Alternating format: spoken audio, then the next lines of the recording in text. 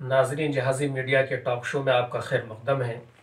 آج ہمارے ساتھ موجود ہیں مفتی عبدالواحد صاحب قاسمی، صدر ولی اللہ دارالفتاء و آن لائن فتویٰ۔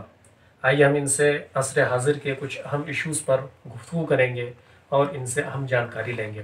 تو مفتی صاحب، سب سے پہلے اس ٹاک شو میں آپ کا خیر مقدم ہے، اور سب سے پہلا سوال آپ سے یہ ہے کہ جیسے کہ آپ ہیں صدر ولی اللہ دارالفتاء و آن لائن، تو یہ دارالفتاء اور آن لائن کیا ہے؟ دراصل یہ ولی اللہ دارالفتاء آن لائن فتویٰ کے نام سے ایک ادارہ ہے جس کا قیام 1 جنوری 2011 کو ہوا دہلی شاستری پارک میں۔ اچھا۔ یہ اپنی نوعیت کا صوبہ دہلی کے اندر یہ پہلا ادارہ ہے جہاں خصوصی طور پر فقہ، فتاویٰ اور وقت حالات حاضرہ سے متعلق جو ابھرتے ہوئے مسائل ہیں اس پر خصوصی یہاں کے مفتیان کرام نظر رکھتے ہیں۔ نہیں، جیسے کہ نام میں آپ نے دو جز جوڑ رکھے ہیں، ایک ولی اللہ دارالفتاء ہے اور اسی کے ساتھ ساتھ آپ آن لائن فتویٰ ہے۔ جی، تو کیا یہ صرف ایک محض لفظ ہے یا ان دونوں کے کچھ الگ الگ مقاصد ہیں؟ ولی اللہ دارالفتاء کے توسط سے باضابطہ یہاں افتاء کی تعلیم ہوتی ہے۔ ہر سال 10 مفتیان کرام کا باضابطہ یہاں ایڈمیشن ہوتا ہے۔ دارالعلوم دیوبند میں شعبہ افتاء کا جو نصاب ہے وہی نصاب یہاں تعلیم دی جاتی ہے، اسی نصاب کی۔ اچھا، تو اور 1 سال کا آپ یہ کورس چلا؟ 1 سال کا کورس ہے۔ اور دوسرا جو آن لائن فتویٰ ہے، فتویٰ نویسی کا کام ہوتا ہے علاقے کے اندر آن لائن بھی اور آف لائن بھی لوگ اپنے مسائل لے کر آتے ہیں اور تسلی بخش قرآن و حدیث کے روشنی میں اس کا جیسے عموماً ہم لوگ دیکھتے آئے ہیں بچپن سے یا سنتے آئے ہیں کہ دارالفتاء آف لائن ہوتا ہے، لوگ سوالات بھیجتے ہیں پیپر پہ اور پھر آن پیپر ان کا جواب دیا جاتا ہے۔ تو آپ نے آن لائن شروع کیا ہے، اس سے کیا فارمیٹ ہے، کیا پروسیس ہے؟ آن لائن ہم نے حالات کے پیش نظر، چونکہ لوگوں کے پاس اتنا وقت نہیں ہے کہ وہ آئیں دور سے آ سکیں یا فوری طور پر ان کو جواب مل سکے۔ بعض مسائل ایسے ہوتے ہیں کہ ایمرجنسی میں انہیں جواب چاہیے، تو ابھی واٹس ایپ کے ذریعے، اسی طریقے سے ای میل آئی ڈی کے ذریعے سے ان کو جواب ان کو جواب دیا جاتا ہے۔ جیسے آپ نے کہا کہ بہت سارے لوگوں کے ایمرجنسی میں مسائل پوچھنے ہوتے ہیں، فتوے کی ضرورت ہوتی ہے، جی، تو ایمرجنسی کی کیا مطلب ہے؟ یعنی جیسے آدمی پوچھتے ہیں فوراً ہی کچھ ہی لمحے میں دے دیتے ہیں آپ، یا پہلے ریسرچ کرتے ہیں، تحقیق کرتے ہیں، 1-2 دن کا ٹائم لیتے ہیں، کیا ہوتا ہے؟ نہیں، عام مسائل میں تو ہم وقت لیتے ہیں 2 دن کا، لیکن جب ایمرجنسی کا کوئی معاملہ ہو تو فوری طور پر آدھا 1 گھنٹے کے اندر ہم جواب لکھ کے ان کو مہر لگا کے دے دیتے ہیں۔ اچھا، جیسے آپ آن لائن کرتے ہیں تو پیپر پہ آپ کا فتویٰ لکھا جاتا ہے، پھر اس کے بعد آپ مہر لگا کر کے دیتے ہیں؟ جی جی جی۔ تو جیسے کہ آپ نے کہا کہ کچھ ایسے مسائل ہوتے ہیں جن کو لوگوں کی ایمرجنسی کی ضرورت ہوتی ہے اور اس کو آپ ہینڈل کرتے ہیں، جی، تو کیا آپ کا دارالفتاء یا آن لائن فتویٰ کسی خاص مسئلے پر زیادہ فوکس کرتا ہے یا تمام مسائل آپ کو بتاتے ہیں؟ نہیں، دیکھیے یہاں پہ سمجھنا یہ پڑے گا، آپ کا ایک اہم سوال ہے آپ نے جو اٹھایا ہے، یہ اس ہندوستان کے اندر کوئی ایسا ادارہ نہیں ہے یا اس کا وجود نہیں ہوا ہے اب تک کہ خاص مسئلے پر فوکس ہو ان کا۔ جتنے بھی ہر طرح کے مسائل آتے ہیں اس پر تسلی بخش ان کو جواب دیا جاتا ہے، لیکن جیسے مسئلے کی بہت ساری نوعیت ہے، خلا ہے، طلاق ہے، نکاح ہے، اس کے لیے کوئی مخصوص دارالفتاء نہیں، سب دارالفتاء میں سب مسائل جی ہر طرح کے مسائل آتے ہیں۔ لیکن آپ کا یہ جو سوال ہے اہم ہے، اس پر دارالفتاء یا اس طرح کے جو ادارے چلتے ہیں ہندوستان کے اندر، تو ایسا ہونا چاہیے کہ مخصوص مسائل کے لیے کوئی مخصوص ادارہ ہو، جیسے طلاق کا مسئلہ ہے یا میراث کا ہے، تو کچھ اس طرح کا مخصوص ہونا چاہیے، کہ تاکہ غلطیاں کم ہو۔ تو اس سے کیا یہ توقع رکھتے ہیں کہ اگر کچھ دارالفتاؤں کو کچھ مخصوص مسائل کے لیے خاص کر دیا جائے گا تو جو غلطیاں رہتی ہیں یا بہت سارے مسائل کے اختلاف کی بنیاد پر مسئلے مختلف ہو جاتے ہیں، اس میں کچھ کمی واقع ہوگی؟ جی بالکل کمی ہوگی، چونکہ وہ اسپیشلسٹ رہیں گے اس کے، تو اس لیے غلطی کا کم امکان رہے گا اس میں۔ بہرحال آپ کے پاس دارالفتاء اور آن لائن فتویٰ چلانے کی ایک لمبا تجربہ ہے، جیسے کہ آپ 2011 سے بتلا رہے ہیں، تو کس قسم کے مسائل عوام آپ سے زیادہ پوچھتی ہے؟ دیکھیے زیادہ تر مسائل جو ہمارے پاس آتے ہیں وہ طلاق، خلا، یہ 2 طرح کے مسائل زیادہ آتے ہیں۔ عورتیں آتی ہیں خلا کا مطالبہ کرنے کے لیے، اور دونوں آتے ہیں بعض مرتبہ کہ طلاق کا معاملہ پیش آ گیا، تو اس طرح کے مسائل زیادہ تر جیسے کہ طلاق کا لفظ آپ نے استعمال کیا، اس سے پہلے گورنمنٹ نے بھی 3 طلاق کو ختم کر دیا ہے۔ جی جی۔ تو تو گورنمنٹ کے اس ایکشن کے بعد مسلم مہیلاؤں کا کیا رجحانات ہے؟ کیا اب بھی وہ طلاق کے مسائل کو پوچھتی ہیں یا گورنمنٹ کے فتوے کو مانتی ہیں؟ نہیں گورنمنٹ، چونکہ یہ سمجھنا پڑے گا کہ ہم ہندوستان میں رہتے ہیں، اگرچہ انہوں نے پاس کر دیا ہے لیکن اس وقت تک اس پر عمل نہیں ہوگا جب تک کہ یہاں ہماری عورتیں کورٹ میں نہ جائیں۔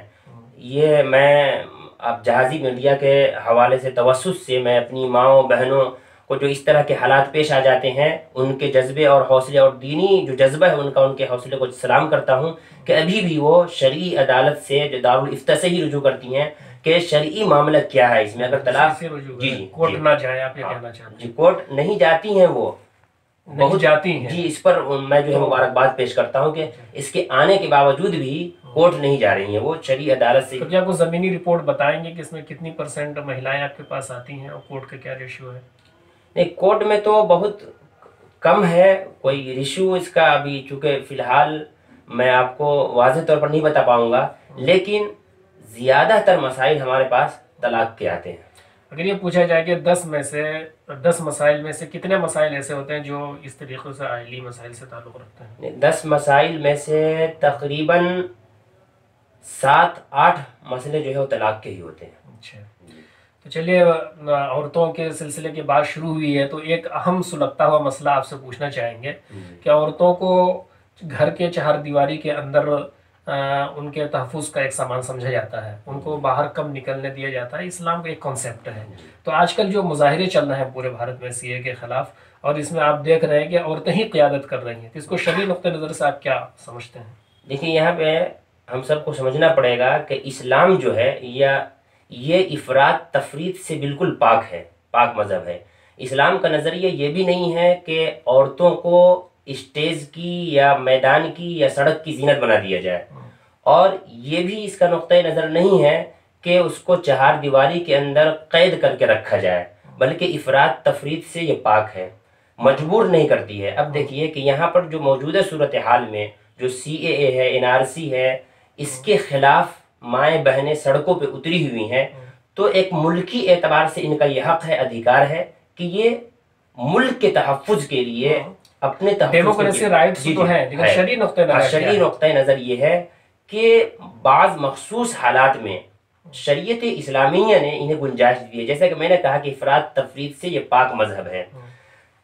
ضرورت شدیدہ کے وقت اسلام نے عورتوں کو اجازت دی ہے کہ وہ ادھیکار کے لیے میدان میں نکلیں۔ اس پس منظر میں کیا کہیں گے، جائز ہے یا جی میں بتلا رہا ہوں، جیسے کہ حضرت عائشہ صدیقہ رضی اللہ تعالی عنہا کا کام جو ہے جنگوں کے اندر پانی پلانے کا تھا، تو جس طرح سے ان کو اجازت تھی اس وقت کے حالات کے حساب سے، تو موجودہ صورت جو حال ہے ہندوستان کی، تو یہاں انہیں اجازت ہے جانے کی موجودہ۔ جی اسی طریقے سے حضرت صفیہ رضی اللہ تعالی عنہ کو اجازت تھی حضرت حمزہ رضی اللہ تعالی عنہ کے ساتھ میدان بدر میں شریک ہونے کی۔ ام عمارہ رضی اللہ تعالی عنہ کو غزوہ خندق کے موقع پر عام اجازت تھی عام صحابہ کرام کے ساتھ جانے کی، تو مخصوص حالات میں شریعت اسلامیہ نے اجازت دی ہے، لیکن ایک بات یہ یاد رہے کہ شرعی حدود میں رہتے ہوئے، یعنی پردے کی پابندی کرتے ہوئے وہ احتجاج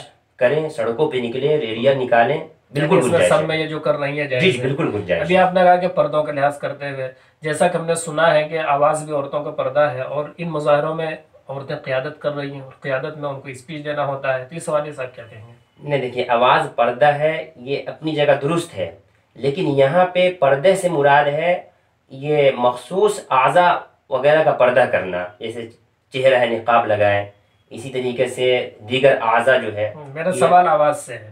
نہیں، آواز کا کوئی مسئلہ نہیں ہے یہاں پہ، وہ چونکہ یہاں پر آواز ہی نکالنا ہے اور اس آواز کو حکومت کے ایوانوں تک پہنچانا ہے، خاموش بیٹھنا نہیں ہے، تو اس پس منظر میں اس صورتحال میں انہیں اجازت دی ہے شریعت اسلامیہ نے۔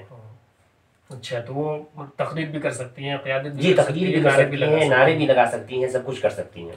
تو ماشاءاللہ جیسے بھی آپ نے بتلایا کہ آپ دارالفتہ اور آن لائن فتویٰ، یہ دونوں چیزیں چلا رہے ہیں آپ، اور یہ سب جو ایک ایسی تحریک ہے جو کافی صرفہ کا مطالبہ کرتا ہے، اس میں کافی اخراجات ہوتے ہیں، تو آپ کا کیا سسٹم ہے، اخراجات کہاں سے پورے ہوتے ہیں؟ یہ اخراجات کی جہاں تک بات ہے تو یہ دارالفتہ دلی میں 2011 سے شروع ہوا، تو اس کے کچھ ممبران بنے ہوئے ہیں جو منتھلی کچھ نہ کچھ تعاون کرتے ہیں، جس سے بنیادی ضروریات اس کی الحمدللہ پوری ہو جاتی ہیں۔ اور باقی میں جہازی میڈیا کے توسط سے خیر خواہ اصحاب خیر حضرات سے میں درخواست کروں گا کہ آپ آئیں ہمارے دارالفتہ میں۔ اس کا مرکزی دفتر ہے شاستری پارک میں، وہاں آئیں۔ کیا ہے ایڈریس بتلا دیے جائے؟ مرکزی دارالفتہ کا ایڈریس ہے شاستری پارک، بند گلی، نزد چاند مسجد، دارالعلوم رحمانی کے اندر یہ دارالفتہ منظم طریقے سے چل رہا ہے، جہاں افتاء کی تعلیم بھی ہوتی ہے اور فتوے وغیرہ بھی دیے جاتے ہیں۔ اچھا، تو جیسا کہ آپ نے کہا کہ کچھ لوگ ممبر بنے ہوئے ہیں اور وہ ممبر حضرات آپ کو پیسے دیتے ہیں، تو اس کی وجہ سے آپ کا دارالفتہ چل رہا ہے، کیا فتوے کے لیے یا آن لائن فتوے کے لیے بھی کچھ چارجز ہیں آپ کے یا فری آف کاسٹ؟ نہیں، آن لائن فتوے کا کوئی چارج نہیں، فری آف کاسٹ ہے، فتوے کا کوئی چارج نہیں۔ اچھا، تو اگر کسی کو آن لائن فتویٰ آپ سے طلب کرنا ہے تو اس کے لیے کیا کرنا پڑے گا؟ اس کے لیے میرا نمبر ہے 99 530 21 758، یہ واٹس ایپ نمبر بھی ہے، اور میری ای میل آئی ڈی ہے واحد قاسمی، اور دارالفتہ کے بھی ای میل آئی ڈی ہے darulifta@gmail.com۔ اس پہ وہ میل کریں یا میرے پرسنل نمبر پہ واٹس ایپ کریں، انشاءاللہ جو ہے اگر ایمرجنسی ہوگا تو آدھے گھنٹے کے اندر ہم فتوے کی شکل میں جواب دیں گے۔ تو ناظرین، یہ تھے ہمارے ساتھ مفتی عبدالواحد صاحب، صدر ولی اللہ دارالفتہ و آن لائن فتویٰ، شاستری پارک، دہلی۔ جیسا کہ ابھی آپ نے سنا کہ یہ ساری خدمات ان کی فری آف کاسٹ ہیں، اور حالات حاضرہ پر اور ایمرجنسی حالت میں فوراً آپ کو مسائل بتائے جاتے ہیں۔ تو آپ سے گزارش ہے کہ اگر اس طریقے سے کہیں بھی کوئی مسئلہ آپ کو معلوم کرنا ہو تو مفتی صاحب سے آپ رجوع کریں، مفتی صاحب کے نمبر پر آپ واٹس اپ کریں اور ای میل کے ذریعے سے بھی اپنا فتویٰ طلب کریں، اور اللہ تعالیٰ اگر آپ کو توفیق دے تو حتی الممکن ان کا امداد بھی کریں، ان کا تعاون بھی کریں۔ اگلے ایپیسوڈ میں پھر کسی نئے موضوع کے ساتھ آپ کے روبرو ہوں گے، تب تک کے لیے خدا حافظ۔